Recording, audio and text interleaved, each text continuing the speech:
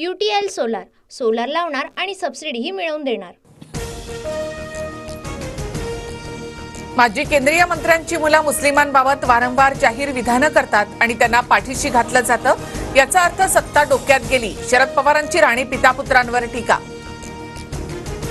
शरद पवारांनी कधीतरी हिंदूंची बाजू सुद्धा लावून धरावी। गणपती मिरवणुकीमध्ये मूर्तीची विटंबना झाली तेव्हा पवार कुठे होते? नितेश राणेंची टीका। इम्तियाज जलील यांची छत्रपती संभाजीनगर ते मुंबई तिरंगा संविधान रॅली। मोहम्मद पैगंबर यांच्यावरील वक्तव्यानंतर जलील आक्रमक। रामगिरी महाराज आणि नितेश राणे यांना अटक करण्याची मागणी।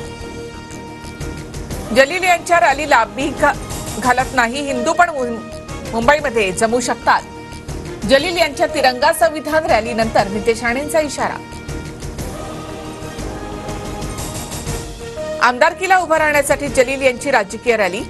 रामगिरी महाराजांची इम्तियाज जलील यांच्यावर टीका। मिस्टर संभाजी भोसले, आता तुम्हाला राजा म्हणणार नाही, तुम्ही शाहू महाराजांचे वैचारिक वारस नाही। ओबीसी नेते लक्ष्मण हाके यांची टीका।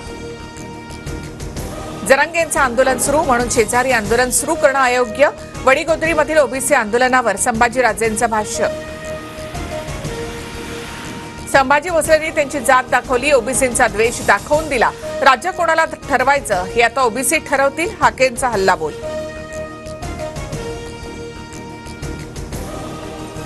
आता माघार नाही, आरक्षणासाठी लढतोय, आम्हाला राजकारणामध्ये यायचं नाही। जरांगेंची प्रतिक्रिया। तर भुजबळांना दंगल घडवायची आहे, सुरुवात त्यांनी केली, शेवट आम्ही करणार। जरांगेंचा इशारा।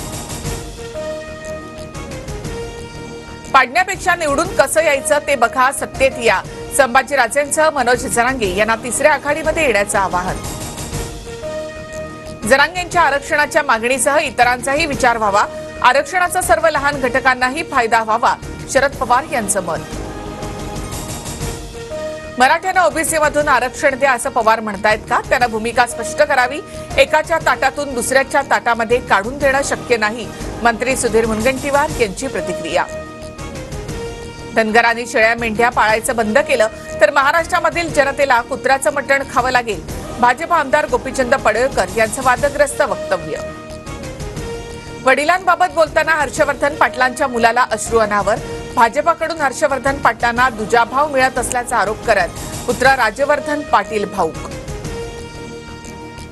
इथे कुणीही सोन्याचा चमचा घेऊन जन्माला आलेला नाही, जनतेचा सरकारवर विश्वास। कर्जत जामखेडची जागा पुन्हा भाजपच्या नावे लागणार, फडणवीसांचा रोहित पवार यांच्यावर निशाणा। लाडकी बहीण योजनेचा तिसरा हप्ता 29 सप्टेंबरला खात्यामध्ये जमा होणार। जुलै आणि ऑगस्ट मधील उर्वरित लाभार्थ्यांना पैसे मिळणार, मंत्री आदिती तटकरे यांची माहिती। मनसे अध्यक्ष राज ठाकरे आणि मुख्यमंत्री एकनाथ शिंदे यांच्यामध्ये जवळपास अर्धा तास बैठक। राजकीय आणि मुंबईतील विकास कामांवर चर्चा झाल्याची माहिती। मुख्यमंत्री शिंदेंच्या विरोधात अभिजित पानसेंना उमेदवारी द्या, मनसे कार्यकर्त्यांची राज ठाकरे यांच्याकडे शिफारस।